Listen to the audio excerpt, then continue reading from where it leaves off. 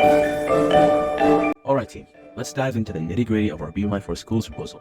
Our objective here is to investigate the impact of longitudinal electric fields on electron extraction and acceleration in RF photoinjectors. Absolutely, characterizing the longitudinal electric field profile is crucial. It's the backbone of our study.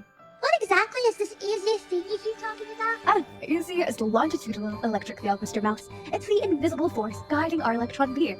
Indeed, by studying EZ, we aim to understand its effects on the work function of the cathode material. Work function, eh? Sounds intriguing. What's the deal with that? Well, the work function is essentially the energy required to liberate an electron from a material's surface. And as EZ changes, so does the work function. It's like tweaking the key to unlock more electrons. Exactly, and to validate our simulations, we'll be conducting experiments at certain of DZ's photoinjector facilities, such as Click or Clear. So, what's the plan? We'll systematically adjust the RF phase while measuring the